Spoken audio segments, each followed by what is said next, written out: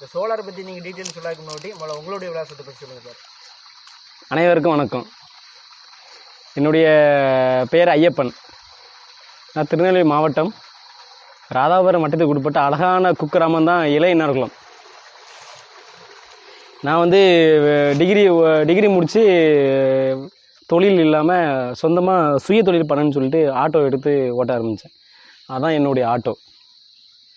அப்போது இந்த ஆட்டோவை வச்சு தான் இந்த இடத்த நான் கொஞ்சம் காசு போட்டு நகையெல்லாம் அடகு வச்சு இந்த இடத்த வாங்கினேன். வாங்கிட்டு பார்த்தீங்கன்னா இந்த இடம் ஃபுல்லாகவே முழுக்க ஓட பற்றி. ஏன்னா முன்னாடி ஒரு 25 வருஷத்துக்கு முன்னாடி விவசாயம் பண்ண இடங்கள். அப்போ நல்ல செழிப்பாக இருந்த இடம். இப்போ எல்லாமே ஏகப்பட்ட போர்வெல் பார்த்த போகிற கிணத்துல தண்ணி இல்லாமல் விவசாயம் இல்லாமல் அப்படியே போட்டாங்க.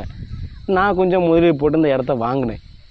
வாங்கிக்கிட்டு ஜென்ரேட்டர் தான் முதல்ல ஆரம்பத்தில் எங்கள் அப்பா எங்கள் தாத்தா எங்கள் முறைப்படி நம்மளும் ஒரு ஜென்ரேட்டர் வச்சு சரி நம்மளால் முடிஞ்சளவு ஏதாவது விவசாயம் பண்ணுங்கிற ஒரு நோக்கத்தை தான் நான் உள்ளே வந்தேன். அப்போ தான் திரு மெக்கானிக் மாசானம் அவர் வந்து இந்த சோலாருடைய விளக்கத்தை எனக்கு சொன்னார். அப்போது நான் 2 நாள் ரொம்ப யோசித்து பார்த்தேன். எனக்கு ரொம்பவே யூஸ் ஆச்சு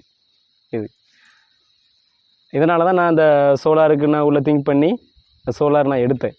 ஆனால் எடுத்ததுக்கு எனக்கு இப்போ பயன்படுது சார். இப்போ ஒவ்வொரு ஆள் வந்து சோலார் வந்து எப்படி போடணும் அப்படிங்கிறது வந்து முழு விளக்கம் தெரிய மாட்டேங்குது. நீங்கள் எப்படி அப்ரோச் பண்ணீங்க, யார் மூலம் போனீங்க, அதை பற்றி கொஞ்சம் டீட்டெயிலாக சொல்லுங்கள். சார் நம்ம மேற்படி சொன்ன மாதிரி மாசானம் அவர்கள் தான் நமக்கு எல்லா டீட்டெயிலுமே சொன்னார்.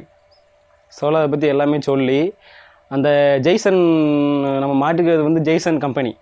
அந்த கம்பெனி மூலம் வந்து நமக்கு வந்து ஏரியா வந்து விசிட்டிங் பண்ணாங்க. விசிட்டிங் பண்ணி அவங்க வந்து ஒரு கிட்டத்தட்ட ஒரு 2 மணி நேரத்துக்கு மேலாவே இதை பற்றி ஃபுல்லாக விளக்கம் சொன்னாங்க. அப்போ நமக்கு இது நம்ம பண்ணுனா நான் விவசாயத்தில் நமக்கு கொஞ்சம் பலன் கிடைக்கும் அப்படின்னு நினச்சி தான் இதை நம்ம பண்ணது. நமக்கு ஃபுல் சப்போர்ட் பண்ணாங்க. அதனால் நீங்கள் விவசாய மக்கள் எல்லாருமே நீங்கள் தயவு செய்து நல்ல கவனம் வச்சுக்கிட்டு இந்த டீசல் இன்ஜின் எல்லாம் கொஞ்சம் ஒதுக்கி வச்சுட்டு நம்மளால் கொஞ்சம் முதலீடு தான். அவங்ககிட்ட வந்து அதிகமான அமௌண்ட் அவங்க கேட்கல, கரெக்டான உள்ள அமௌண்ட்டு. இப்போ பார்த்தீங்கன்னா இப்போ கவர்மெண்ட்லேயே இதை பற்றி நம்ம அதிகமாக போடுதாங்க. கவர்மெண்ட்டில் போடுறது எல்லாமே கான்ட்ராக்ட் முறைப்படி எல்லாமே செகண்ட் குவாலிட்டி தான் வருது, ஃபஸ்ட்டு குவாலிட்டி வரல. இது பார்த்தீங்கன்னா சோலாரில் இந்த மயிரிலை மாதிரி தான் சொல்லுவாங்க. இதோட ஒரு ரேட்டு வந்து 48 ரூபா 50 காசு. ஆனால் கவர்மெண்ட்டில் 6 ரூபா 50 காசு கொடுக்குறாங்க. 48 ரூபா 50 காசு எங்கே இருக்குது, 6 ரூபா 50 காசு எங்கே இருக்குது? அதனால் டிஃப்ரெண்ட் இருக்குது. நீங்கள் கவர்மெண்ட்டில் போட்டிருக்காங்க எல்லாம் ஃபெயிலியர்னு சொல்லி இங்கே பப்ளிசிட்டி பண்ணிட்டாங்க. ஆனால் அது உண்மையில் கிடையாது. நான் இது கிட்டத்தட்ட ஒரு 7-8 மாதமாக நான் அனுபவிச்சுட்டு வரேன். எனக்கு ரொம்ப மனநிறைவாக இருக்குது. இப்போ இது கிட்டத்தட்ட 10 வருஷம் கேரண்டி, 25 வருஷம் வாரண்டி. இந்த 10 வருஷத்துக்குள்ளே இந்த பொருளுக்குள்ளே என்னென்ன பொருள் உடஞ்சாலோ வேற சம்மந்தப்பட்ட எது ரிப்பேர் ஆனாலும் வந்து மாற்றி கொடுத்துருவாங்க. அதுக்கு ஃபுல் கேரண்டி அவங்க கம்பெனிக்கு கொடுத்து நமக்கு லெட்டரும் கொடுத்துருக்காங்க. அதனால் அது ஒன்றும் பிரச்சனை நமக்கு இல்லை. இப்போ பார்த்தீங்கன்னா இப்போது எல்லாருமே நினைக்கிறாங்க பேனல் போர்டு கல் பட்டால் உடஞ்சிரும், அப்புறம் நமக்கு இது யூஸ் பண்ண முடியாதுன்னு சொல்கிறாங்க. அப்படி ஒன்றும் கிடையாது.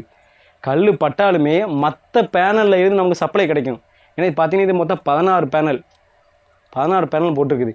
14 பேனலில் 2-3 பேனல் எத்தனை பேனல் உடஞ்சாலுமே அதில் பவர் கிடைக்கும். இப்போ 100% பவர் கிடைக்கிறதுல குறைஞ்சபட்சம் பார்த்தீங்கன்னா ஒரு 80% கிடைச்சா நமக்கு போதும். மோட்டர் ஆட்டோமேட்டிக்காக ஓட ஆரம்பிச்சிடும். ஸ்லோ வால்டேஜ் தான், அதனால் பிரச்சனையே இல்லை. எனக்கு ரொம்ப மன நிறைவாக இருக்குது இது வச்சதுனால. எவ்வளோ அமௌண்ட் நீங்கள் ஃபஸ்ட்டு கட்டினீங்க, எப்படி உங்களை வந்து அப்ரோச் பண்ணாங்க?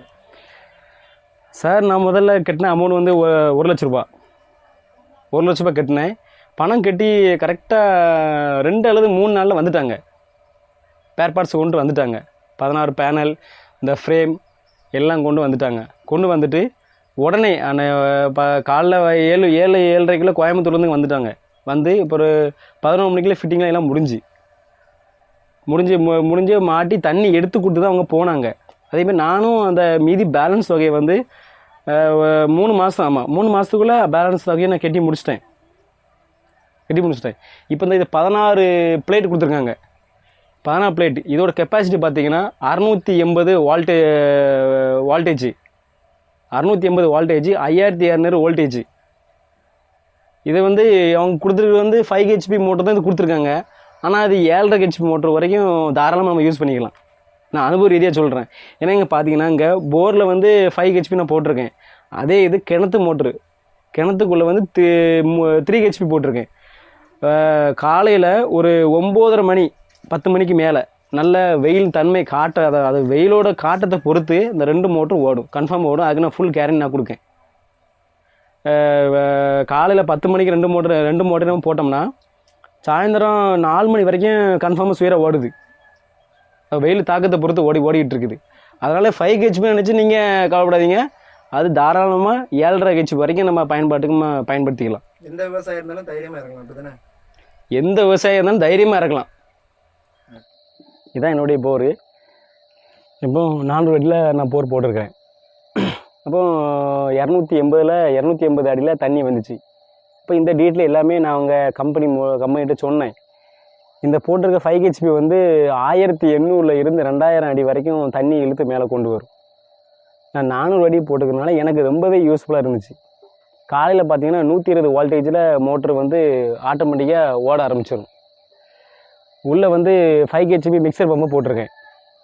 அவுட்புட்டு வெளியே பைப்பு, உள்ள பைப்பு வந்து 1.5 இன்ச் பிவிசி பைப் போட்டு 2 இன்ச் மூலம் வந்து 2 இன்ச் பைப்பு போட்டு இப்போ கிணத்துக்கு போயிட்டுருக்கு. 4 ஏக்கர் மொத்த இடம், 5 கேஜி சோலாரில் இப்போ அந்த கரண்டில் இப்போ பார்த்தீங்கன்னா இப்போ அரம கோப்பாடு வெண்டை போட்டிருக்கேன்.